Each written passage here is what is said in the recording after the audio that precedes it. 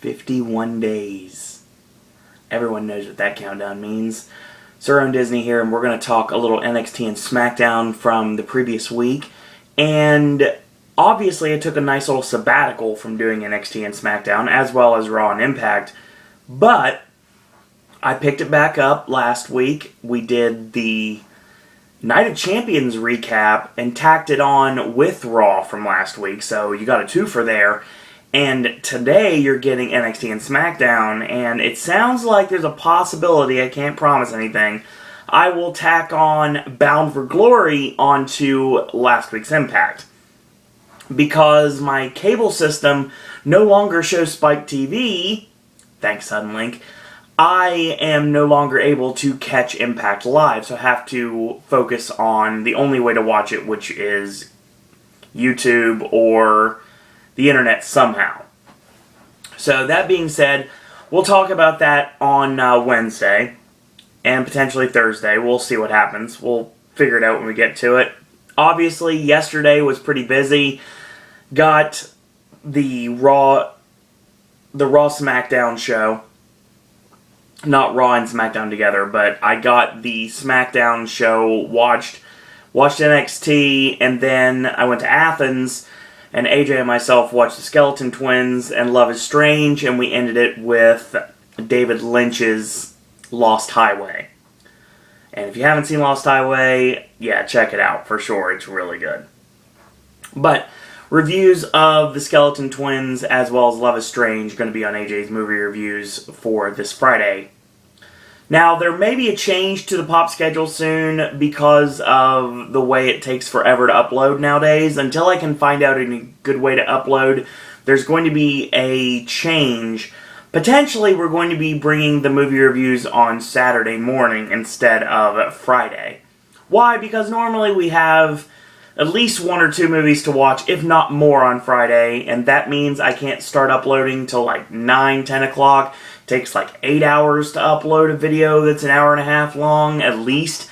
So, yeah, that's the reason why I probably will be switching days from Friday to Saturday. But we'll get to it as we progress. So, obviously, I've not watched any NXT and Smackdown the last couple of weeks. Everyone knows why. And that's why I'm not going to focus on anything that was in the past. We're going to just completely forget about anything that happened, which sucked because I probably missed some really good matches I didn't get a chance to talk about. But we're going to press on and go back to normal here on Pop, at least until the first week of December. But that's another story altogether. Don't worry, it's not going to be a long sabbatical. I will probably be able to knock out things before I leave, but we'll talk about that later. And as I'm wearing my American Werewolf in London shirt, we are doing one more Halloween Horror Nights video, and that's coming up at the beginning of November after the event is over. So let's talk NXT, shall we? NXT actually started off with... Let me read I read my notes backwards, that's great. NXT started off with Tyler Breeze coming to the ring, and apparently, I didn't see this, but Tyler Breeze was walking, and he was interrupted by my least favorite superstar on the NXT roster, Mojo Rawley, and it led to Mojo getting attacked by Tyler Breeze and rammed shoulder first into the ring steps. That leads to this match here, and it was basically just a short encounter. Basically, you know the whole thing about you don't poke the bear. If you poke the bear, you know what's going to happen to you. It's never going to end well. Well, poking the bear is exactly what Tyler Breeze did, and he used the snap jabs, and he'd duck and move, and he would tie himself up in the ropes so he could hide away. And he props himself up, and he ends up getting picked up, double-legged, and tossed in the corner. He charges in, and Tyler gets the boots up, and he works on the arm, pounds away with punches, repeated shots to the injured arm, locks on a Fujiwara armbar, and Mojo taps. That's it. That's all that needs to be said about that match. It was short, quick, and to the point. Exactly like I like to see Mojo Rawley. If you're not going to get rid of him, then at least job him out in minute-long squashes. I have no problems with this. Tyler Breeze hopefully is still on track to challenge once again for the NXT Championship. And I hope that does end up happening. So in the back, Enzo Amore is being filmed by Big Cass, and Enzo has a plan to get Carmella a job with NXT. So he goes to William Regal's office, and he acts like they're best friends. Of course, Regal's like, I don't have time for you. And he's basically just trying to get Carmella a job. So eventually he coaxes Regal out of his office, and the two walk down the aisle, and they're in the Performance Center. So when they turn the corner, they see Carmella in the ring, and she is showing off her skills. She does a drop kick, and she has a bridging head scissors, and Regal likes what he sees and says, bring her by next Thursday. So she'll be on NXT next week. So obviously while I was gone, there was the igniting of a feud between the Ascension and the former Kenta, Hideo Itami. So we got this singles match, which was Victor of the Ascension taking on Hideo Itami. We'll pick it up midway through the match. There's a chop, vicious chop from Victor, and a European uppercut drops Itami like a sack of potatoes. 1-2, Itami kicks out. So he picks him up, and he backs him into the corner, goes for a backdrop suplex. Itami lands on his feet, and rapid fire kick, spinning back kick, and charges in, gets backdropped over the top rope, lands on the ring apron, high kick from Itami, and springboard missile drop kick does connect, charges in with a hesitation drop kick, goes up top, and Connor uses this time to drag Funaki's beaten body out on the top of the ramp to allow for a distraction. This allows for Victor to swing high with a clothesline, but Itami ducks it, and he nails basically like a one-footed drop kick or like a drop salt. Basically, it was called a drop kick, so he got a 3 off of that. Very interesting way to end the match. After it's over, Connor attacks and rains forearms down from the mount position and a straight kick to the head while a camel clutch is being applied. So they tie Itami up in the ropes, and Funaki comes in and he tries to do something even though he was completely battered from a beating from the Ascension in the back, presumably, because obviously we don't have any footage. Itami is tied up in the ropes, and he is forced to watch his friend Funaki get decimated by a fall of man right in front. And after we get done with that, Funaki does a stretcher job, and that's the end of that. I like this. I like this a lot. I like the fact that Hideo Itami will be feuding with the Ascension in his first program, and it looks like he will not be alone in his battle with the Ascension, but I can't talk about that because it hasn't happened on television yet. Once it happens on television, I can fully talk about that, but right now, I have to speculate that there is someone coming to help him in the very near future. So obviously, we're looking at potentially maybe doing a Funaki getting back in the ring. He worked a couple of the TNA one night only pay-per-views, the ones they do exclusively on pay-per-view, and they promote them each month. Funaki did one of those. I believe he did one of the Hardcore Justice pay-per-views, as so did Bob Holly, ironically enough. But Funaki returning to the ring, teaming with Hideo Itami against the Ascension. I think that's probably what happens in the short term, but in the long term, I do think that someone else from a new signing is going to be joining Hideo Itami in his war with the Ascension. And again, I have no problems with this. So, we get a next match. It is tag team action. It is obviously one of my absolute favorite tag teams, Simon Gotch and the artiste Aiden English. And of course they are heralded by Ryan Katz, the former GQ Money, and he is their barker, he is their putover guy, basically. And the Vaudevillains come out to new music that I'm not exactly sure I like yet, and it's got a little tinge of William Regal's old theme in it as well, so that's interesting. Sounds like, basically I want to watch a 1930s or 1940s, straight movie that's all action. Maybe I want to watch The Great Train Robbery. That's what I want to do. I want to watch The Great Train Robbery and the Vaudevillains come out, because that's the music that comes to mind. Don't know why, that's just what happens. So, we get our next introduction, and that is of their opponents, and that's Big Cass, Colin Cassidy, and Enzo Amore. Enzo and Cass, of course, ignite the crowd. Enzo's got tremendous presence when it comes to his mic work. Very enjoyable. Definitely knows how to elicit a crowd reaction, and a good crowd reaction at that. So, Enzo wants the Vaudevillains to get back in their DeLorean and go back to the future. They need to go back to pumping iron so they can flex like Arnold, but it's more like, hey Arnold, who never should have gotten off the stoop. How you doing? Obviously, I love Enzo and Big Cass and their connection with the Full Sail crowd. Not exactly sure how they would connect with a WWE Universe crowd, but I'm interested to see exactly when they actually bring them up to the main roster, what happens from that moment forward. They're a good comedy act, but they can go in the ring, so who knows what they'll do with that.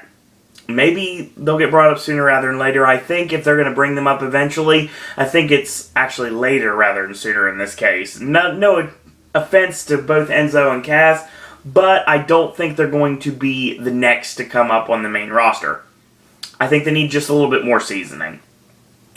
We get our next match, and quite a women's match it was. It is Becky Lynch, and Becky Lynch, of course, now coming out looking a lot like old school Lita here. And she is taking on Sasha Banks, who, once again, I will state this. I know it's part of the gimmick. It's part of the boss mantra. But she does not need to wear that much makeup. I get why she does. But she looks really pretty when she doesn't wear her makeup. So, yeah. Some people can rock the makeup, look better. Some people rock the makeup and look hideous. It just depends on how you look at it. This match was really good. Really good back and forth matchup. Something I really enjoyed. One of my better matches on this show. Actually, I was very happy with NXT this week. So Sasha locks in an inverted surfboard, and eventually hair pull takedown gets a 1 count on Becky. So inverted surfboard applied again, ducks a shot, a roll up 1-2, and a kick out. Becky goes for a backslide, gets countered with a European uppercut. Excuse me. Becky gets countered for a European uppercut right into the chest of Sasha. Clothesline, high leg lariat, and a quick leg drop, Waltman style, off the ropes. Got 2 of those, and goes for a ladder, gets a 2 off of that. Charges in, and springs off the bottom rope, and nails a nice standing sidekick, or a leaping sidekick in this case, because she was springboarding off the bottom ropes. Comes off the rope, Sasha catches her out of nowhere with a rebound lariat, more like a rebound clothesline in this case, because it definitely wasn't strong enough to be a lariat. And hits what I like to refer to as the BBS, which is the backstabbing bank statement, which is the backstabber rolled into the crossface, and they're calling it the bank statement anyway. Obviously, we know that it is the backstabber, the whatever you want to call the finisher there. That is the maneuver that was utilized by Carlito and his brother Primo. So, yeah, I want to refer to that as the BBS from now on, which is the backstabbing bank statement, and I think that is a great way to put it. Yeah, great women's action. Very much showing that both women definitely want a crack at Charlotte in the NXT Women's Championship. And Charlotte had a great match with Bayley last week, apparently, that I cannot talk about because I didn't see, but I'm just going with what I've heard. Main event time. It is Sami Zayn taking on Titus O'Neil. Apparently Titus O'Neil is yet another superstar from the WWE main roster that wanted to come down and get some, I can't say ring rust, but I guess you could say knock off the bad juju from losing to the Bunny on a regular basis on television right now. Obviously I've missed all this completely because I haven't watched for the last couple of weeks. But apparently he's feuding with the Bunny, which is going to make more sense when the Bunny's revealed to be Darren Young. But that's just purely speculation right now, based upon what I've heard. And who knows if it's true or not. We'll see. It makes sense if that actually ends up being the case. Or it makes sense that maybe this leads to an Adam Rose heel turn somewhere. Adam Rose turns his back on all the Rosebuds, and the Rosebuds end up going with the Bunny, and the Bunny works with Adam Rose. Something like that. Maybe Titus O'Neil can make the save, having earned the respect of the Bunny, and Titus can go after Adam Rose, and the Bunny is getting beat up, and then finally Titus is like, you know what, if I'm going to trust you, you're going to have to tell me who you are, and he takes off the hood, and it's Darren Young. I think that would bring back the primetime players in a great way, and then Adam Rose and whomever he teams up with would be a good, nice little tag team feud to get us through the end of 2014. So we picked this up, and this actually was a really good match. Titus O'Neil is very underrated in the ring, and I'll tell you right now, I really like this match a lot, and they both definitely can go, and they both prove why they definitely can go. Titus, very underrated, not really very much to do. He's in the comedy stuff in WWE, but he really hasn't had a chance to shine as a singles competitor. This is the run that I wanted to happen in WWE. I think it's going to happen in NXT. And it makes perfect sense that it would be the case. Oh, by the way, I want to mention commentary before I get stopped here, before NXT's over, because I've only got one more segment left. Jason Albert on commentary, the former Matt Bloom, the former Albert, the former Prince Albert, the former A-Train, you know him, Giant Bernard, depending on what you want to call him. Definitely, since he has stopped in-ring competition and gone to just commentary, the Boston accent is coming out a lot more. It's a lot more noticeable than it used to be. Now, that's nothing against him, it's coming out that way.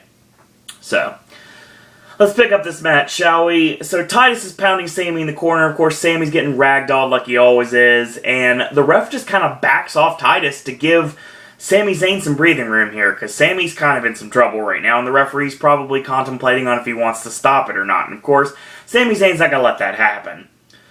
So, Zayn with a headbutt, and two knees.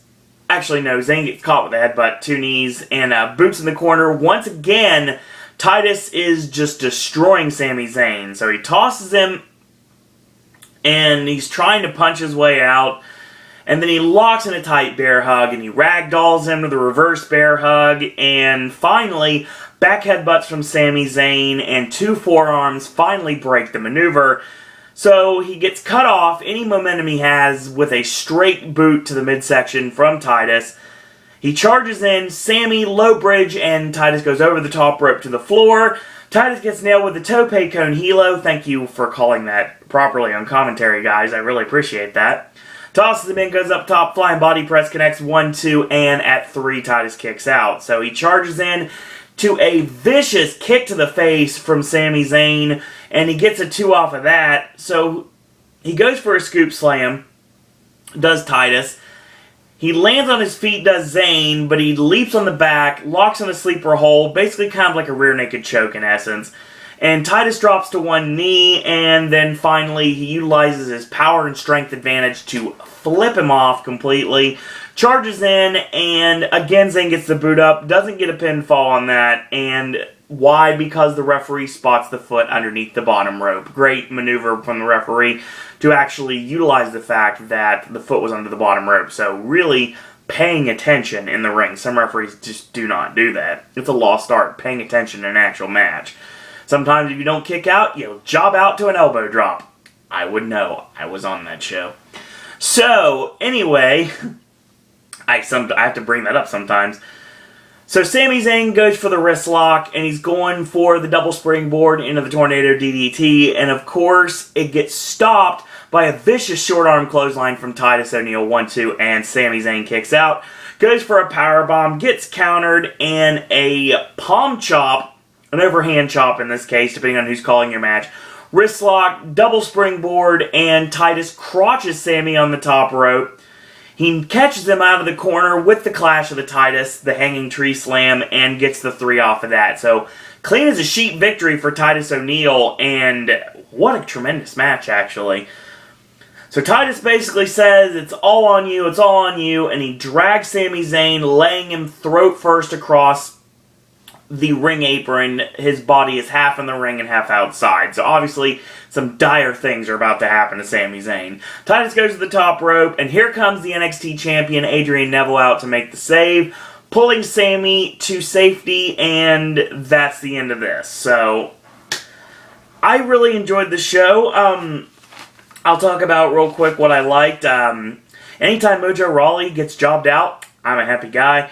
Hideo Itami and Victor of the Ascension, it was a good match, and it really is further putting more fire on the feud between the Ascension and Hideo Itami, wondering who Itami's going to bring in order to be his backup against the most dominant tag team in this generation of NXT. No offense to the Wyatt family, obviously they were the last generation of NXT. The new generation of NXT, it's all about Connor and Victor the Ascension. So yes, this does continue. The Vaudevillains proving why they are top contenders to the current NXT Tag Team Champions, which are Sin Cara and Kalisto, the Lucha Dragons. So I'm sure they're going to have matches down the line, and they deserve to have matches down the line. Enzo and Big Cass trying to get Carmella a job, and it looks like she's going to be coming up sooner rather than later. She'll be on NXT this coming Thursday. Great women's match between Becky Lynch and Sasha Banks. Very enjoyable. I really enjoy Becky Lynch in the ring. She's a good babyface fire. I like it. And I'm not just saying that because of her hair. I'm saying it because she's really good. She can really be somebody that the fans can get behind. And I think she's somebody that is going to be there in NXT to pick up the pieces in the babyface division down the line. Or somewhere down the road, they may turn her heel. That's a possibility too. And then the sky's the limit. Her as a heel against Charlotte, I don't have an issue with this. I think it actually would work pretty well. But right now, obviously, you need to focus on Bayley. And once that ends up going its course, I think that they'll probably do something with that. Becky Lynch is a good babyface for the women's division in NXT right now. The main event was good. Titus O'Neil proving why he is very underrated and will always be underrated. Hopefully somebody will finally see and push this gang, push this man, because he is just criminally underutilized in WWE, and I really hope that what I do think happens does happen, and it does lead to the reformation of the primetime players to kick us into 2015, if it goes that long. That was NXT, and yeah, what I'd recommend on this show, I definitely would recommend Hideo Itami and Victor. I would recommend Becky Lynch and Sasha Banks. I would recommend Sami Zayn and Titus O'Neil. The Vaudevillains versus Big Cass and Enzo Amore, good match, decent match. Yeah, I guess I kind of would recommend that too, so there's always that. So let's talk SmackDown, shall we? 15th anniversary of SmackDown, and it seemed like only yesterday SmackDown was on the UPN. Yes, back when I never watched SmackDown. I didn't start watching SmackDown until way late in the game. So all the SmackDown 6 matches, all the awesome stuff that happened in the early days of SmackDown, I never got to see. SmackDown for me was the start of a very successful run on PlayStation and Xbox for the WWE with the SmackDown video game, which I very much enjoy to this day, into the SmackDown series, into the SmackDown vs. Raw series, and now with the 2K insert year series. So yeah, this started the nice rise of WWE video games on PlayStation and Xbox. So yeah, that's the reason I like SmackDown. So obviously, auspicious by her absence is Vicky Guerrero on the show, and I'll state real quick before. She was invited to come to the show, but because of her new job, she was not able to get the time off. So yeah, and I can totally understand, because I've missed shows before because I couldn't get the time off of work. It only happened a couple of times, but it did happen. So kudos to WWE either way for looking out and reaching out to Vicky Guerrero to be a part of this SmackDown 15. There were a lot of people that weren't on the show. I think Edge probably should have been on the show for sure, but they already did that basically, like a shortened version of it with Edge and Christian last week. So, yeah, I think that they should have done something with Edge this week, but they didn't. They did something last week, so I guess it kind of makes itself up and balances itself out. So, yeah, there's a lot of people that should have been on the show that weren't. Big Show, of course, probably should have been on the show, given the fact of the Superplex heard around the world. But the problem with that is the fact that Big Show is now in sensitivity training for the feud with Rusev. So we start off the show with Stephanie McMahon coming to the ring. She's going to welcome everyone to the SmackDown 15th anniversary. Talks about the first main event where The Rock lost to Triple H via Shawn Michaels' interference. As the first general manager of SmackDown, I share this moment with the people. And then she starts mentioning people, and right away, a little voice goes off in my head and says, you know what? I know what people means. We're about to see people power. And sure enough, Super Dave Osborne himself, Mr. Excitement, John Laurinaitis comes out to the ring, and Big Johnny gets a nice pop from the crowd, actually. Shakes hands with Stephanie and says, "Somebody say people."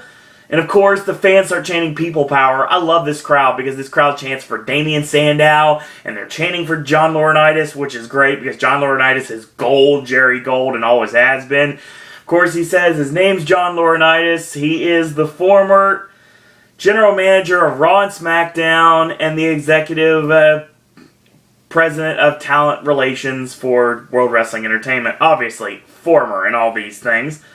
What better way to celebrate but with the man who helped create People Power? I've learned a lot, and I've watched a lot of matches on the WWE Network, and I have a lot of matches to make. So, here comes Teddy Long. And he's sporting a very nice blue bow tie, which makes him very in line with Clarence Mason from the olden days in the Attitude Era. So, John Bradshaw Layfield comes out and actually shakes Teddy Long's hands, of course, because don't forget, we had a couple weeks ago where Triple H actually set up a six-man, said playa, and he left to Teddy Long's theme. So, yes, a couple weeks later, Teddy Long's back on the show. At least for one night only. So, he says, well, Johnny, I was SmackDown General Manager for 6 years, and I'll be damned if you're going to try to take this moment away. So, I was better then, and I'm better today, is what John Laurinaitis says. So, of course, Teddy Long turns around and says, the proof is in the playa. Do you feel me? And, of course, Johnny's like, I don't feel you. He's like, how about a tag match tonight? The Miz and Cesaro against Sheamus and Jack Swagger. Teddy's like, alright, how about we do a 6-man tag team match? And we can add Bo Dallas on one side and Mark Henry on the opposite. Big Johnny says, okay, fine, I'll see your 6-man and I'll raise you a 10-man. And we'll add Goldust and Stardust as well as the Usos. Teddy says this is the 15th anniversary. Let's do something brand new, something that's never been done before. 15-man tag team match. So, of course, Johnny says, that's not possible, playa.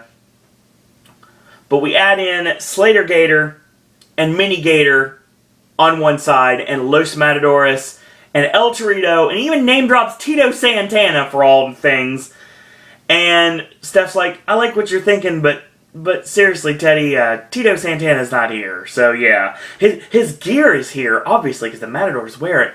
But, yeah, Tito Santana's not here. Stephanie agrees with this and says, you know what, how about I trump this and says we'll go back to what happened at WrestleMania 28 when we had Team Teddy versus Team Johnny, and we're going to do it one more time, and the winner can become the greatest general manager of SmackDown history. So, Stephanie makes this match, and this makes perfect sense, so this is going to be what's going to happen. Stephanie announced the main attraction for the evening to be a Miz TV segment with John Cena and Dean Ambrose. And here comes Adam Rose out to the ring with the Rosebuds and, of course, the bunny in tow. Happy birthday to SmackDown, Adam Rose says. It's time to party. And he goes, come on, Steffi, don't be a lemon, be a rosebud. Stephanie agrees it is party time. And because it's party time, there's not a party without Adam Rose. So, in this very ring, next, Adam Rose, you will face off against Kane. Now, hit his music. And Steph dances, and I'm not going to lie, it's quite nice. I enjoyed watching Stephanie dance. And she started dancing with Teddy Long, and kayfabe be damned, she started dancing up on John Laurinaitis, and Johnny, Teddy, and Steph danced, and that was the end of the segment. So, throughout the night, we saw various spots from SmackDown history. Obviously, the first main event I talked about, The Rock and Triple H, with Shawn Michaels interfering and costing The Rock the match. So we get our first match, Kane against Adam Rose. Kane comes out, he says he isn't a cheeseburger, he's not a bunny, he's not a lemon or a rosebud, he's a demon, but tonight you can call him a party pooper. Okay.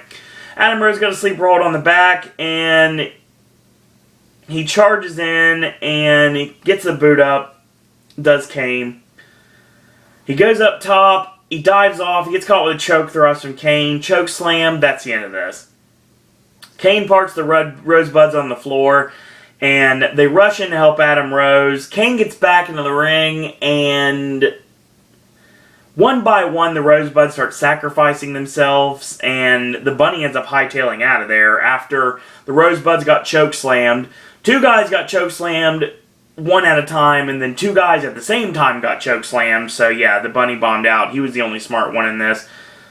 Basically, this was done so they could make an example out of Adam Rose, given the fact that Adam Rose tried to make Stephanie look kind of foolish. So that's the reason why we did this. It is alright for what it was. Okay. Next match, it is non-title. It is AJ Lee taking on Alicia Fox, of course, with Paige in her corner. We pick it up midway through. Northern Light suplex from Foxy, 1-2 and a kick out. Locks in a chin lock. AJ elbows her way out, and she gets caught with a standing tilt-a-roll backbreaker. 1-2, AJ kicks out. Side backbreaker is countered in Black Widow, and tap, tap, tap like Sammy Davis Jr. So AJ wins this. Paige attacks after the match, gets caught with a spinning back kick, and Foxy gets caught with a spinning back kick, and AJ tosses Alicia Fox into Paige, knocks her to the floor. AJ escapes, she skips away, and lives to fight another day. So the AJ Lee-Paige feud does continue. No issues with this. Great SmackDown video packages tonight. Very enjoyable. We got our next match. It is Mr. Money in the Bank Seth Rollins with his new Authority security team, Jamie Noble and Joey Mercury. And he's facing off against Kofi Kingston, who is not with Big E and Xavier Woods. So maybe they're not doing that stable after all. Maybe it's just a house show thing. So there's Boots in the corner and a Beal out of the corner, and he's working over Kofi. He's pulling his nose up, kind of fish hooking the nose underneath the bottom rope so he can't go anywhere. Gets rolled up by Kofi, kind of a modified small package, gets a 2 off of that. Charges in, Kofi gets the boot up, and double chop, drop kick, leaping clothesline, ducked out, and Rollins plants him with a corkscrew hooking neck breaker off the ropes. Punches away, hits the turnbuckle powerbomb, and he picks him up, turnbuckle powerbomb, into the curb stomp, 1, 2, 3, Seth Rollins wins. Just a basic paint-by-numbers match from Mr. Money in the Bank. We got our next match, non-title, the Intercontinental Champion Dolph Ziggler taking on Rusev, of course, with Lana in his corner. We'll pick it up midway through this match, and Dolph's trying to punch his way out of the grip of Rusev. Comes off the ropes, his crossbody gets caught. Rusev goes old school and puts Dolph across the top rope and starts raining the knees into the lower back. Same thing they did on their awesome NXT match they had, actually, before Rusev got brought up to the main roster.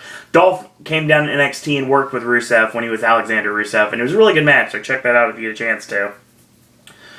So just like back in the day, and just like in the previous match, Rusev hits his Samoan fall-away slam on Dolph. Of course, Dolph's one of the only ones that takes that. So he locks him in a front chancery, and he basically turns it into a guillotine choke. So Dolph tries to punch his way out, and he does so, and he finally creates separations by stepping on the feet of Rusev. Stomp, and he catches Rusev with a jawbreaker, and that finally breaks it. So he starts punching away, ducks the right hand, and standing drop kick from Dolph. Charges into the 10 punch, and he gets tossed off. Ducks the high kick from Rusev, and he goes for the exclamation point DDT, but Rusev has this scouted, and he counters into a fall away, and of course, he lands on his feet, does Dolph. Rusev goes for the charge, he nails the buckle, and gets caught with a name dropper, and Rusev kicks out at 1. Dolph readies the super kick, goes for it, and he gets caught, and tosses him up in the air, and brilliant sell from Dolph. He actually did a complete backflip, lands on his face. Muay Thai kick connects, stomp the lower back accolade, that's all she wrote. So, a great back and forth match between Dolph Ziggler and Rusev. Dolph loses nothing, any momentum at all from losing to Rusev, and Rusev gets more momentum going into his new feud with the Big Show, apparently.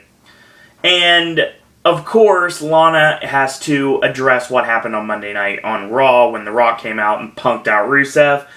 The Rock will be paying sooner rather than later, but basically says the Big Show is a piece of garbage, and Rusev himself issues an open challenge to the Big Show for Raw. So tonight on Raw, you will see the Big Show and Rusev supposedly going to get in the ring one more time. This time they're actually going to have a match. So, after Raw, apparently Triple H and Stephanie are talking, and The Rock shows up, and this is their conversation, which was, of course, filmed, and it's being shown here on SmackDown. 15 years ago, of course, Rock and Triple H main evented SmackDown, and Triple H says, I beat you right in the middle, and Rock says, you know what? Yeah, you only cheated, you only won because Shawn Michaels interfered. And he's like, then next week, I rock bottomed you, like, halfway through the ring, and you cried. And he's like, no, Rock, you have to understand. I understand it's a long time ago, but you have to think about who you're talking about. And it wasn't me that cried, it was Road Dogg. So, this is Triple H throwing Road Dogg under the bus. So, mostly you look up at the lights on a regular basis, but what if? What if we met in the ring one more time at WrestleMania? Planting the seeds there. So they choreograph their match, they're talking spot after spot to what's going to happen, but the end result would be Triple H winning. So The Rock says, you know what, I don't concur with this. If we went one more time, I would win, and you name the time and the place, Mr. Hollywood, and then there's a stare down. It's very uncomfortable because they're so close, so they pretty much decide to back up at the same time. And it's like, this is like a weird tension, and neither of us are going to back up, and how about on 3 we back up, like 1, 2, and then we back up. So they finally back up. Stephanie comes in and breaks up this show here and says, you know what, you guys are both winners.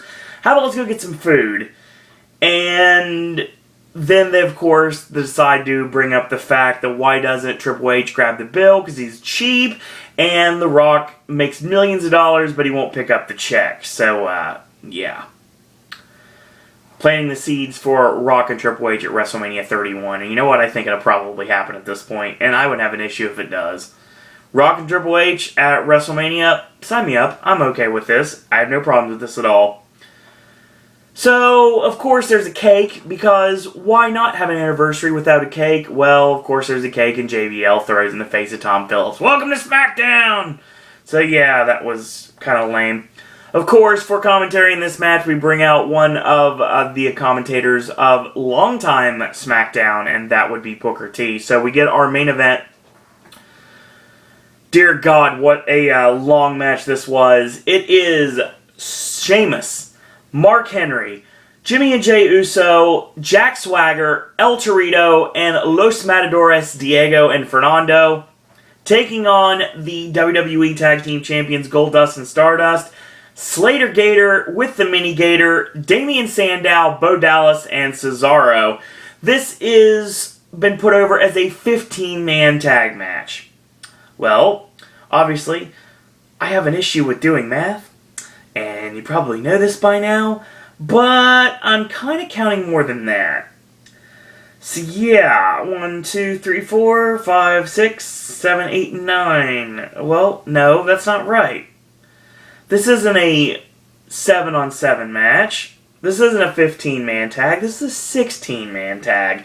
So you have Sheamus, you have Mark Henry, you have the Usos. That's 4 right there. The Matadors make 6. Torito makes 7. Jack Swagger makes 8. So yeah, it is a 16-man tag match. So they called it a 15-man? No. Maybe 15 men, a gator, and a bull. Didn't even say it that way. They just called it a 15-man tag. It was a 16-man tag, and this match was the showcase of SmackDown, and it made perfect sense because obviously the winner of this match, that team would give either John Laurinaitis or Teddy Long the right to call themselves the greatest SmackDown general manager of all times. So let's pick up this match, shall we? After the second commercial break, this match went so long it had 2 commercial breaks, Slater's got a chin lock on Jimmy Uso. Jimmy punches his way out.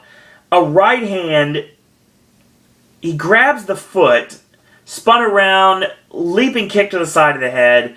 So Slater tags in Cesaro. Cesaro walks over Jimmy Uso and ends up knocking Mark Henry off the ring apron. Smart move. Get the big man off the apron so he can't interfere.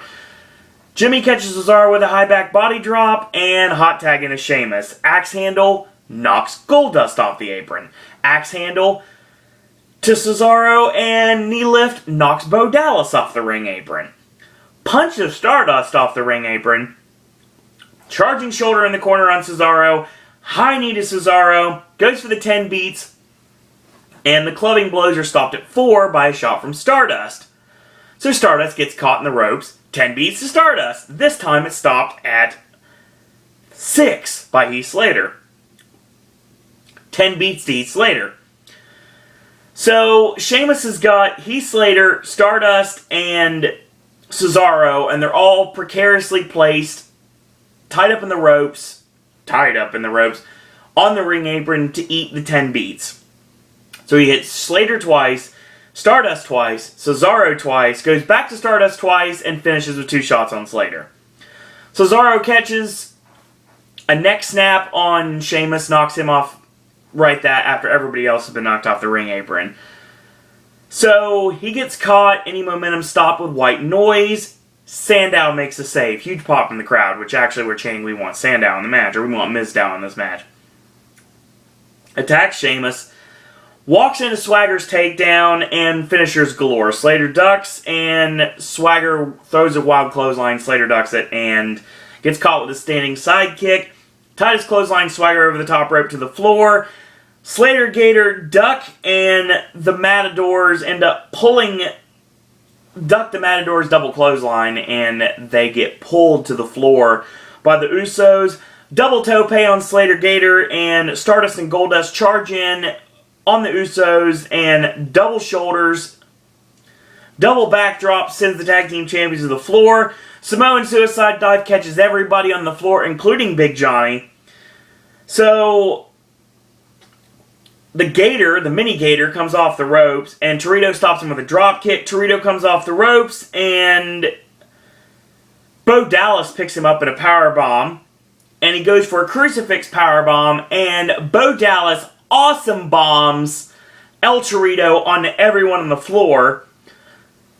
Starts doing a victory lap. Mark Henry comes in, goes for the world's strongest slam. It gets blocked, and Henry charges. Low bridge. Mark Henry goes to the top rope to the floor. The victory lap this time is stopped from a brogue kick from Sheamus. Sheamus gets double legged by Cesaro. Giant swing, 15 rotations, and Jimmy Uso stops it with a straight super kick. Stardust with a modified Cactus Jack clothesline sends Jimmy Uso over the top rope to the floor. Sandow tags himself in, goes for the skull-crushing finale, gets backed in the corner by Sheamus. Sheamus beals him off and tags in Jey Uso. Brogue kick to Sandow. Jey off the top, Samoan splash, 1, 2, 3. And this 16-man tag team matchup is in the books. And what a great match between these 16 men. Definitely all got their stuff in. They all had good points in the match. I like the finishers galore finish. I think it worked pretty well. And obviously now Teddy Long can be listed as the greatest general manager in SmackDown history. Great way to finish off the show, wrestling-wise.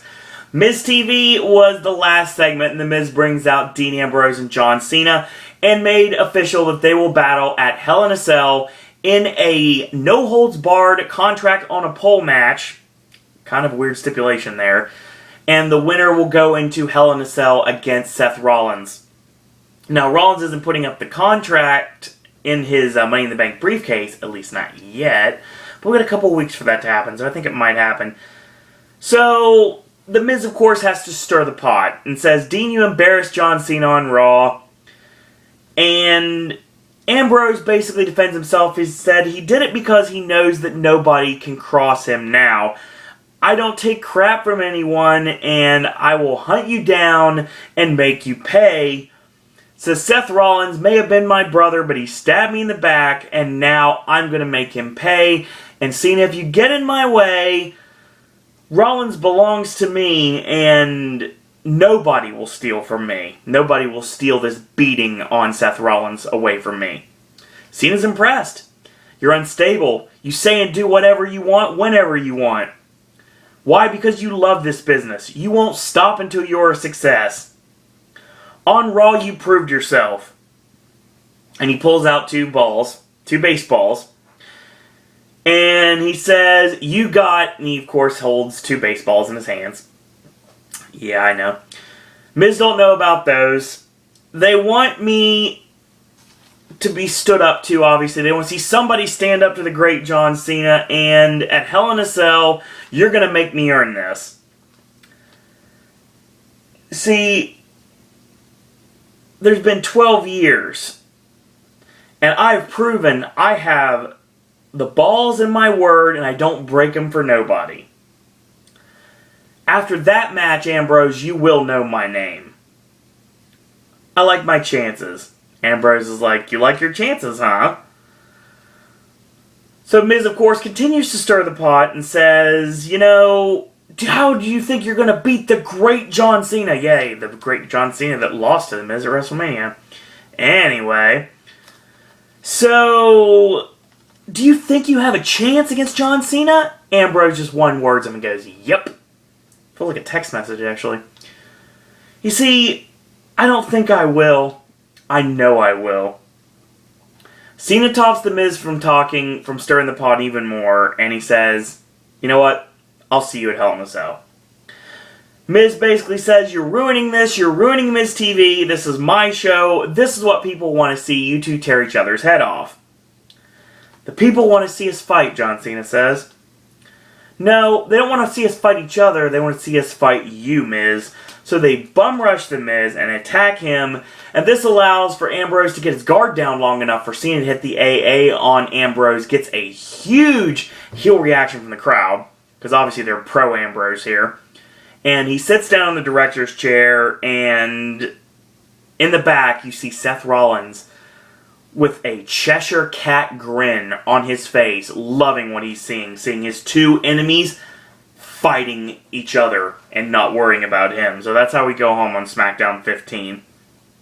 Okay, this was a mixed bag show, like SmackDowns usually are. What I'd recommend, I would recommend Dolph Ziggler and Rusev, but I think they had a better match on NXT. I'd recommend the 16-man tag, and I'd probably would recommend the Miz TV segment. Everything else just is kind of there. If you are a nostalgia buff, check out the SmackDown that is actually going to be airing soon in its entirety on the WWE Network. So you can check out SmackDown from day one. If it's not airing now, it will be airing soon, starting on the network. So you can check that out if you want to relive SmackDown greatest moments.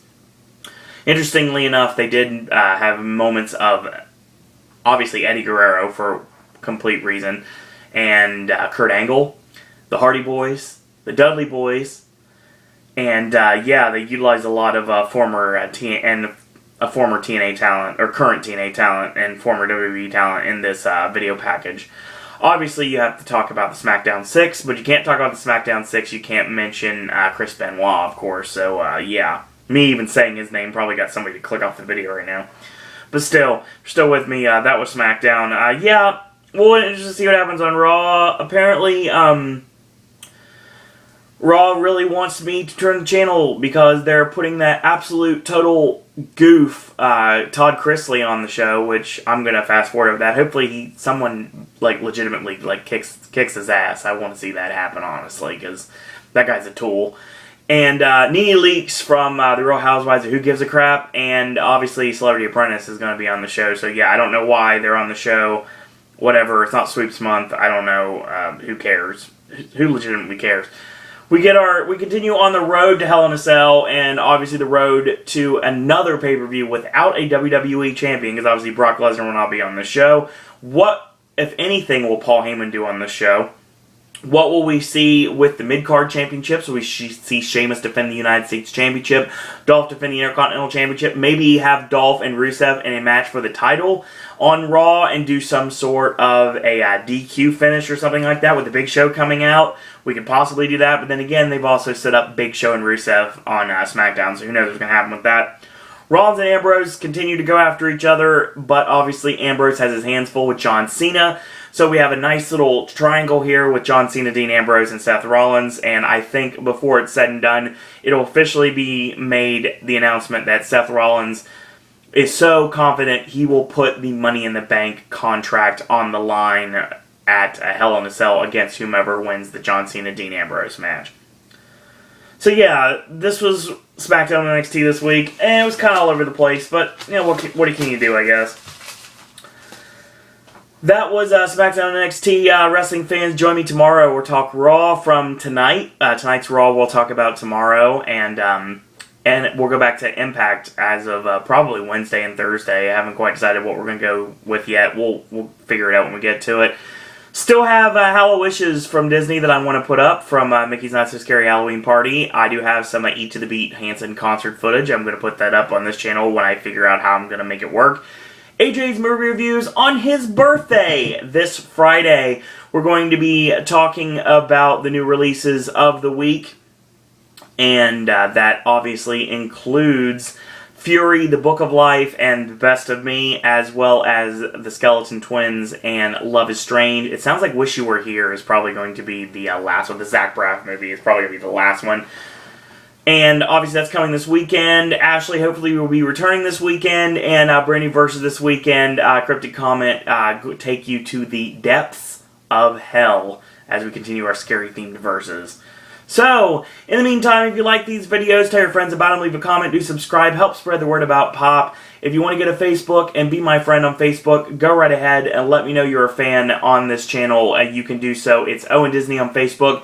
If you'd like to follow me on Twitter, it's at Sir Owen Disney. And if you'd like to send me an email, you're more than welcome to. It is SirOwenDisney@gmail.com. So in the meantime, I want to thank you guys and girls out there for watching. Try to enjoy Raw tonight. And until tomorrow, boys and girls, that's all I got to say about that.